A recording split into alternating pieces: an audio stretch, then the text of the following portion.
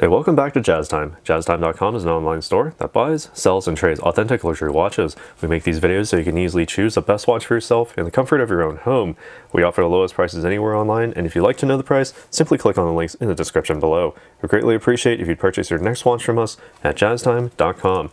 So we'll be taking a look at the Heuer Autavia, this one marked Isograph, and I'll be going into a little bit of detail as to why this is probably the most collectible Heuer watch in existence, but I'll be going over all the aspects of this watch: the case, the bezel, the dial, the crown functions, the movement, as well as this brown strap. I'll be giving my thoughts on those as well. So the reference number for this one, you can't find it anywhere, and it's WBE5110.FC8266. I had to pull that from the tag, the literal hang tag from this watch, because, well, it's no longer in production, and I'll expand as to why. But starting off with the case, we do have a 42mm case from 2 o'clock to 8 o'clock position. That's the finger to thumb distance there, same as the 10 to 4 o'clock position, same 42mm. You have full steel case construction here with satin brush finishing running from top to bottom, 12 to 6 o'clock sides, with a nice high polish on that first bevel there, expanding out as you reach the end of the lug. Full steel construction again, and sitting on the very front of the case, also a steel bezel here with very interestingly deep knurling, so that you can actually rotate this bidirectionally quite easily, and a very good, not quite so chunky as it is crispy movement of that bidirectional bezel, basically, so that you have the 0 to 60 timer there should you so desire it. Alright, not entirely a sports watch for the water, but definitely a sports watch when it comes to automation and automotive and aviation, as is part of the name Autavia, auto and aviation put together. Now, looking here at the bezel itself, kind of a domed look there, giving it almost like a tire-like feeling, sort of domed or sort of bulging outward, sort of like the automotive wheels and the wheels on airplanes for landing strips. Gives it a very indicative feeling of that sort of feature. The dial itself, sort of kind of like a smoky, warm gray tone to it. It's more gray than it is brown, and I don't know the actual dial color because, again, this is a discontinued watch. You can't find it anywhere on Heuer's website, and even harder to find out in the wild. Again, I'll talk about that a little bit later, but here you have full Arabic set of numerals, except for the 6, which is taken up by the date aperture, black background with white text in front of it. Very, sort of like a copperplate type of font here, although I say copperplate type because it's big and thick with very tiny, if not completely, unseeable serifs, but quite modern and traditional at the same time. The sort of lance style, or almost like Dauphin style hands here, sort of like a pencil minute hand, and certainly a lance with a very broad tip for that seconds hand, sort of indicating like it's a chronograph hand, as is part of the legacy of the Autavia. Originally, the chronograph used in racing and air aviation sports, accurate to within 1/5 of a second. Here it's just keeping track of time and the date, but you do have that bidirectional bezel, so you do have your 0 to 60 minute timer should you so desire it. But taking a look here again at the dial, again, it has that sort of smoky gray, warm gray tone to it, a little bit lighter in the center and darker at the edges, so you get the maximum contrast when you're reading it. Index markers at the very ends there, and if I turn out the lights, you can see the luminescence here, quite bright actually. If I can get my camera to focus nicely, there we go. Focus by itself, and sort of has this mirrored rehaut at the end, and the way that the crystal sits on the front gives it a very distinct look indeed. Sort of a busy dial when it's in low light situations, but actually not a bad thing because you do want to be able to read it, and the Arabic numerals incredibly bright as well. The hour minute hands shining very brightly, and that seconds hand also loomed in the dark. Turning the lights back on here, now we can take a look at the crown functions. At the base position, you can just wind the watch, so you can wind this at just about any time. Just take it off your wrist and wind it. About 20 to 30 full winds will get you to the full power reserve without, if you're at a complete dead stop. Of course, as you feel the resistance starting to ramp up, you can stop because you've reached the full power reserve. Rather simple there. Pull the crown out to the next position. You can actually advance the date forward. It's about a quarter turn to advance the date, or maybe about a half turn. Yeah, it's about half turn to advance the date by 1. So you'll only need to do this a few times a year, basically on the days where you don't have 31 days. As you can see, we have the date filling the aperture quite tastefully as well. Pulling the crown out to the final position, it stops that seconds hand, giving you the hacking function so you can set the minute hand precisely wherever it needs to go. Thanks to the sort of railroad track on the edge of this dial, allows you to basically set the time nice and precise. Press the crown in once you have it synced up to an atomic clock, nice and easy. So what makes all of this work on the inside? Let me pull up my notes here so I don't get this wrong. We have the movement here. It's basically the caliber 5. You can't see it through the case back, but you do have the full solid steel look here with that the propeller plus sort of the wheel cap or the hub cap for the wheel, sort of encasing that terminology of the Autavia, which is, you know, the automotive and aviation put together. The caliber 5 COSC certified, so you do have the, you know, absolute one of the absolute best movements available in the world, tested in, you know, 5 different configurations or 5 different orientations with the anti-magnetic and anti-shock tested, basically tested for many hours over time, 28,800 vibrations per hour, which means that you have 4 hertz or 8 ticks between every 2 seconds, so that you basically have the absolute precision from this watch. COSC certified means that it is basically certified from the highest standards of Swiss chronometer and chronometry, basically. But more than that, basically what makes this a very special watch is that not only does it say Isograph on the dial, but right now you can only get these when they say automatic chronometer as opposed to Isograph chronometer. And what makes this an Isograph?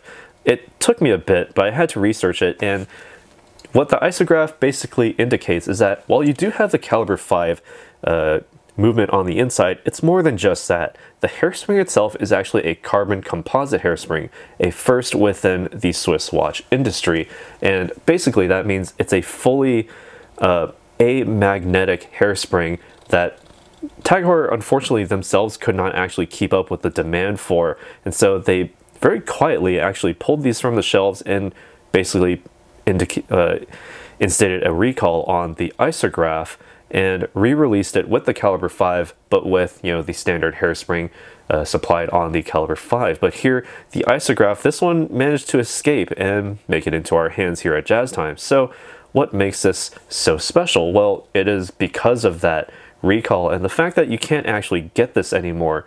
Basically, the retail value for this one, $3,500 as of the making of this video, but you can get these from the dealer at the retail value $3,100 with the automatic version and without the carbon composite hairspring.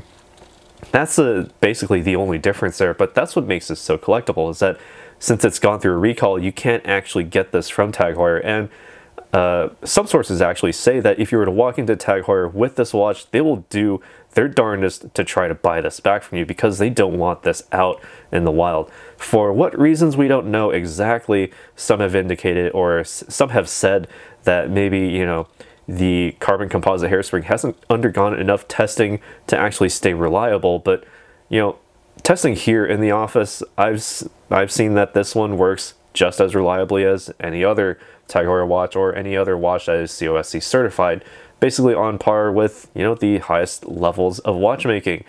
And so there's nothing wrong with it, really, but all the more collectible because of that Isograph text and the fact that you have the carbon composite hairspring, which I'm pretty sure you can't even get replaced. So quite a rare watch these days. Now, basically, you do get up to 36 hours of power reserve with this watch, so about a day and a half. You can set it down on Friday evening. You will have to pick it back up Sunday morning, give it a little wind, but you know, the fact that you can basically wind it from the base position makes it so much easier. Just set it down, just give it a nice couple turns on Sunday, and you're good to go. But basically wear it all day, or if you wear this every day, you won't even need to wind it at all. So good from them, good for you. The strap here, a brown leather strap, basically a very nice tan underneath with the sort of ecru coloring for that stitching, nice and bright on the front here, giving it a sort of very nice sense of contrast, but within the same color range there. This one has been sitting around with the buckle strapped on, so it does have the markings there right in the middle sizing pin hole. All right, and the buckle itself, also a matching stainless steel, very much matching with that of the case. The sort of satin brush finishing on the very edge there with the Heuer logo, the word mark at least, with the satin brush finishing on the sides, and some nice high polish on those accent sides of the finish there. Nice and angular to really fit within the sort of motor racing and motorsports industry there. And while I'm here, I'll try it on my wrist once more, a little bit longer so you can see it on a 7-inch wrist. Again, 42 millimeters is the case size, 7 inches is my wrist, so it's a bit big for me, but if you do have a wrist a little bit smaller, I can't really recommend it for anyone whose wrist is probably, maybe 5.5 inches, but 6 and up should be just fine, although the sizing does allow for that, so don't let me stop you there. On my wrist, a little bit rounder than flat. The lugs do come very close to the very edge of my wrist, so again, I can't really recommend this for anyone whose wrist is smaller than 6 inches, but who am I to stop you? The lugs basically allow for any size wrist to wear this watch, so the smaller your wrist, the bigger the wrist presence. And when it comes to the wrist presence, incredibly high contrast, very easy to see, and that's part of the hallmark of the Autavia, is that it's incredibly reliable, not just in the functionality but also the form.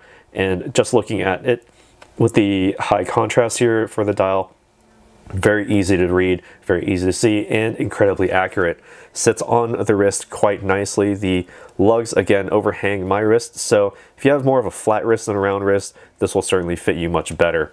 And if you have a larger wrist, it will also sit very nicely, even if your wrist is more round than mine, maybe up to 8 inches in circumference, and even larger. This will start to feel like an excellent and solid timepiece on the wrist.